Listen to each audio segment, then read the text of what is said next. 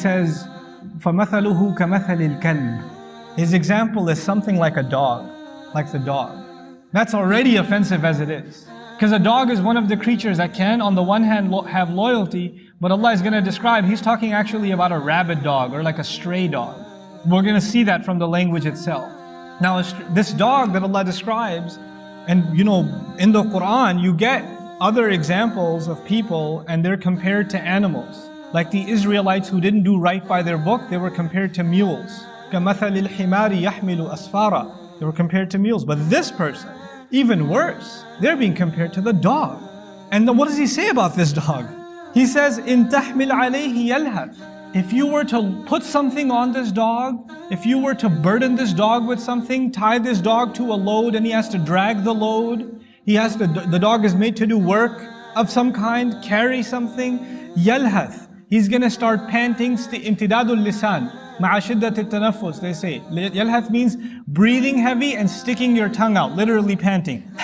That's what the dog does. When an animal sticks its tongue out and it's panting heavy, it actually means that it's exhausted. So Allah says, very specific language. He says if you put a load on it, it's going to start panting. وَإِن تَتْرُكْهُ. And if you were to leave it alone, يَلْهَث.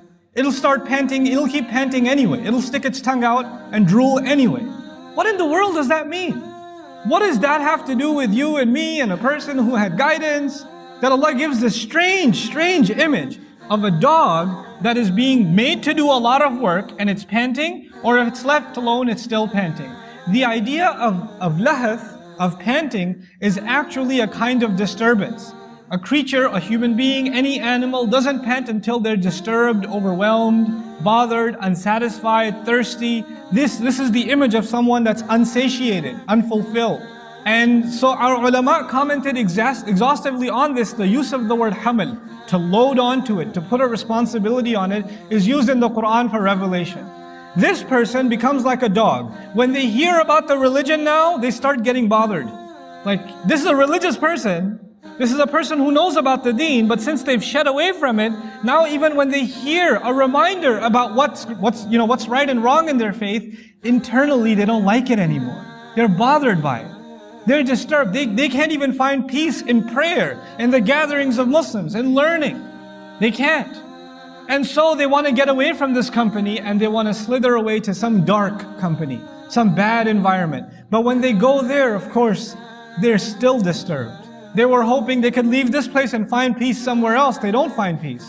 Others have said this has to do with their unsatiated thirst. Like when they become worldly, then Allah Azza wa Jal makes their thirst for the world unending. Shaitan got behind them, they allowed shaitan to get behind them, and now basically shaitan makes them want to consume and consume and consume, even if there's no more to consume. What in the world does that mean? It actually means a person who's, for example, they get obsessed with money. They get obsessed with desire, with lust. They get obsessed with food. They get obsessed with stuff. They're thinking about food when they're hungry. They're thinking about food when they're not hungry. That's all they can think about. They're throwing up from lunch and they're worried about where am I going to have dinner. They get obsessed with stuff. They're buried under debt and they're thinking about what can I buy from my credit card now? What more can I get? People become indulged in unhealthy things and they can't stop themselves, like a dog can't stop itself from panting. Whether there's a reason to or not, whether there's a need or not, whether it's justified or not.